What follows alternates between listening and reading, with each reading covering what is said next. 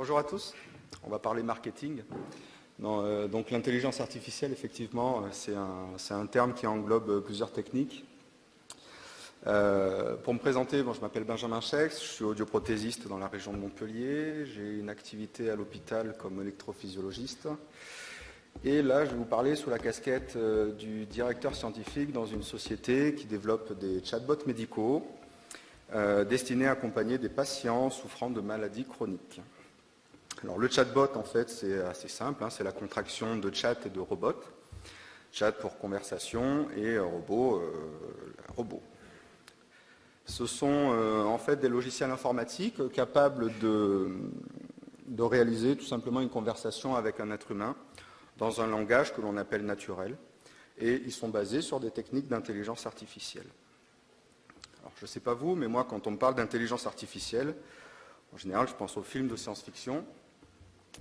Dans ce film-là, par exemple, le film Her de Spike Jonze, le personnage principal finit par tomber amoureux d'une intelligence artificielle, montrant qu'un attachement affectif entre un homme et une machine est possible. Et effectivement, c'est une question qu'on peut se poser. Quelle relation entre un homme et une machine peut exister ? Donc c'est le travail que je mène au laboratoire avec mon équipe, dans le cadre du suivi de maladies chroniques. Sans le savoir, dans la réalité, les robots existent déjà. On appelle ces robots des robots de soutien.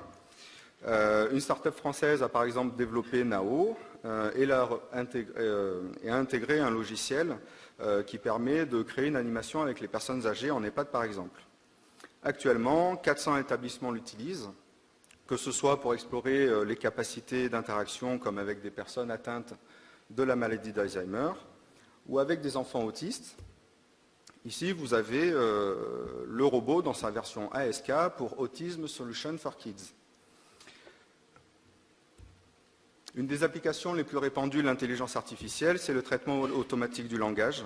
Vous les connaissez, ce sont les applications informatiques de commandes vocales qui comprennent à la fois nos instructions verbales et qui en retour peuvent répondre à nos requêtes. On parlera ici plutôt d'intelligence artificielle faible. Comme l'a dit Gilles, il n'y a pas grand-chose d'intelligent là-dedans, c'est uniquement une suite d'opérations logiques qui sont basées sur le deep learning par exemple. La machine, en fait, elle ne pense pas, elle n'en est pas capable. Ça, c'est l'intelligence artificielle forte. On verra peut-être dans quelques années, effectivement, avec l'informatique quantique. Pour l'instant, elle est uniquement capable de reconnaissance sur des procédures qu'on lui a apprises à l'avance. Alors, Alan Turing, on va faire un petit peu d'histoire, c'est finalement celui qui est considéré comme le pionnier de l'informatique. Et il publie un article mémorable dans lequel il spécule sur les possibilités de créer des machines dotées d'une véritable intelligence. Il remarque déjà en son temps qu'il est difficile de définir l'intelligence et il imagine le célèbre test de Turing. Donc en gros, si une machine peut mener une conversation avec un être humain, alors elle peut être qualifiée d'intelligente. Ici, vous avez un évaluateur humain en C qui est chargé de juger une conversation textuelle entre un humain et une machine. L'évaluateur sait que l'un des deux participants est une machine, mais il ne sait pas lequel. Et s'il n'est pas en mesure de discerner l'homme de la machine en 5 minutes, on considère que l'ordinateur a passé le test avec succès. Dans le domaine de la santé, le premier exemple d'un tel programme, c'était ELISA, qui date de 1965. Il imitait une séance de psychothérapie en étant capable de reformuler tout simplement les réponses, les phrases des patients en question. Et l'effet finalement était assez bluffant pour l'époque. Il y a d'ailleurs beaucoup d'anecdotes à propos de gens qui devenaient de plus en plus dépendants émotionnellement de leur relation avec ELISA. De nos jours, les robots médicaux, les chatbots, se développent de plus en plus et couvrent désormais plusieurs spécialités comme l'oncologie, la psychologie. C'est ce que montre Liliana Laranjo dans sa méta-analyse de l'année dernière. Et nos travaux montrent également que les assistants virtuels peuvent créer un échange bidirectionnel d'informations auprès des patients, ce qui, à terme, pourrait servir de levier dans le suivi, l'observance de traitement ou encore la collecte de données pour des études cliniques. Alors, le petit robot qu'on développe au laboratoire s'appelle VIC. Son but, c'est d'aider les patients et de leur apporter un accompagnement tout au long de leur maladie, qu'elle soit chronique ou même les cancers. Ça permet un suivi, combler le gap entre la sortie de l'hôpital ou d'un cabinet de ville et quand on est seul chez soi. Le bot ne va pas donner de décision médicale. Pour l'instant, il en existe pour pratiquement toutes les maladies chroniques, cancer du sein, asthme, dépression, voire même migraine. On les développe en partenariat avec des CHU ou des laboratoires pharmaceutiques en fonction des besoins identifiés. Pour discuter, c'est assez simple, c'est vraiment comme la rédaction d'un SMS.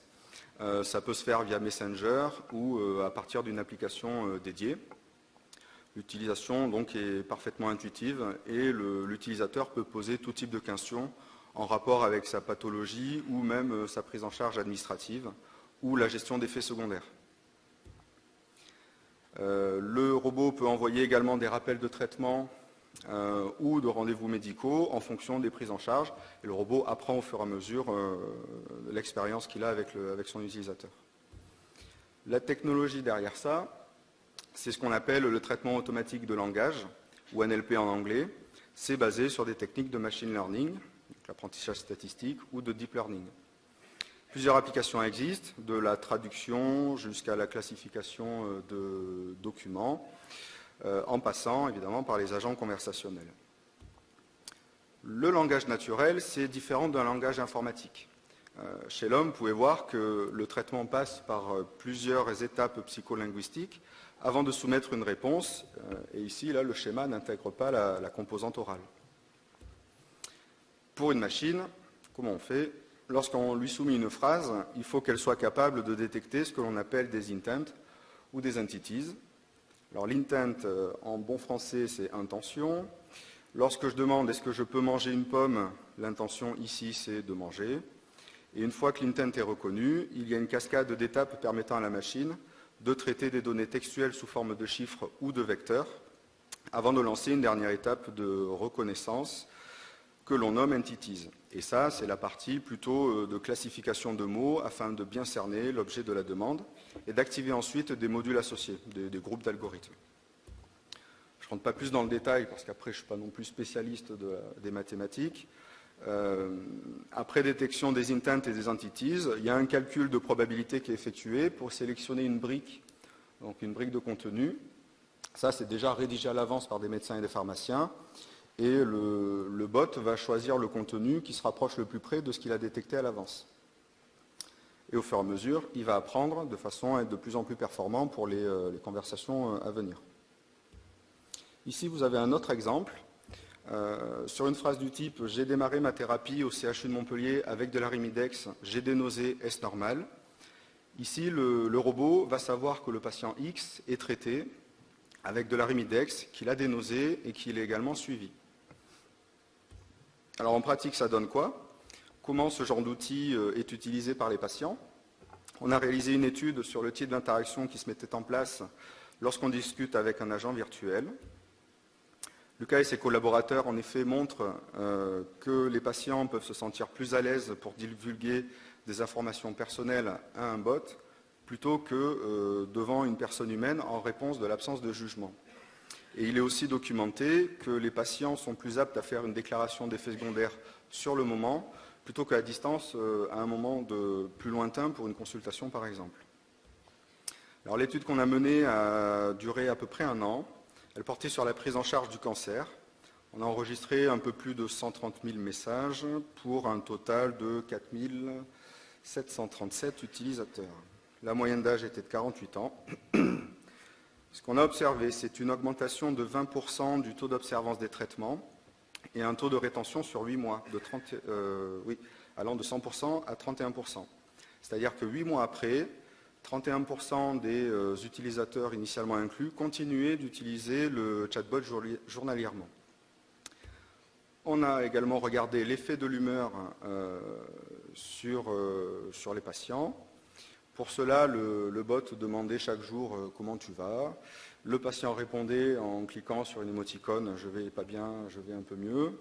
En fonction de la réponse, il envoyait une réponse, en fonction de la réponse du patient, il envoyait un message d'encouragement ou un exercice pour aller mieux, pour penser à autre chose.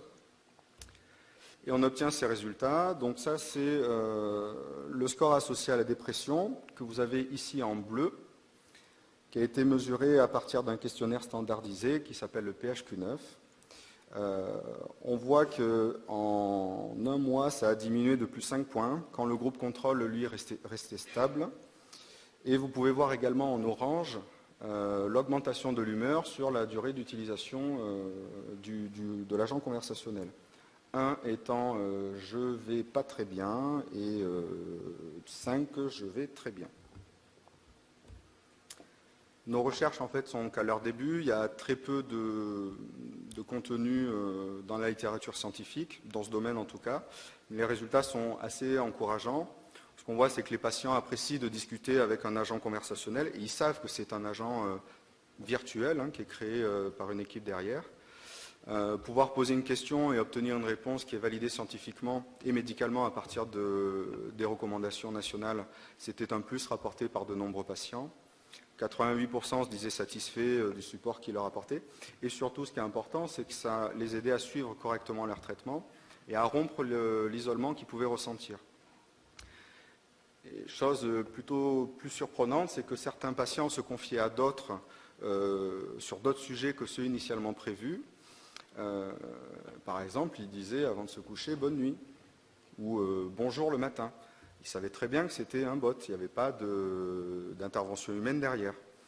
On peut suggérer que ça crée un réel attachement ou une personnification de la machine en dehors de sa fonction première, qui est juste d'assister et de suivre un utilisateur.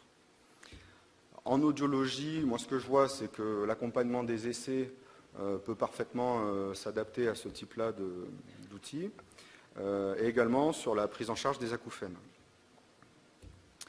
J'anticipe un petit peu sur la présentation de Charlotte Ballet en rappelant ici que le patient reste propriétaire de ses données et que toute intervention de ce type doit être compliante du point de vue de la réglementation générale sur la protection des données.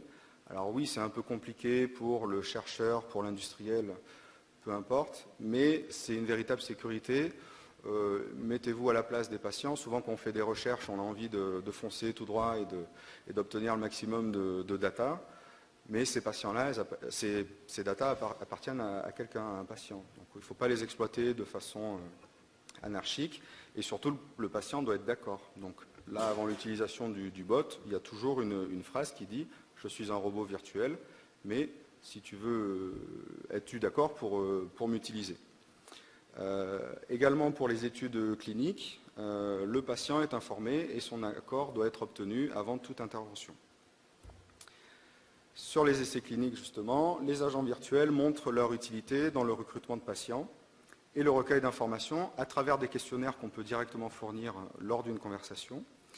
Et les agents virtuels deviennent du coup de véritables carnets de suivi. En fait, les données recueillies en vie réelle, et François en parlera peut-être un tout petit peu, sont complémentaires aux essais standards randomisés. Et ce qu'on remarque, c'est que ces données-là permettent d'évaluer la performance plutôt que l'efficacité, et de ce fait, elles intègrent mieux l'environnement qui peut interférer avec les produits de santé et les autres interventions. Dans un contexte de réduction des dépenses nationales de santé, les pouvoirs publics sont de plus en plus demandeurs de ces preuves au long cours, et ce type-là de données améliore celles classiquement obtenues lors des essais encadrés, randomisés. Je vous remercie. Je vais laisser la parole à François Dejean.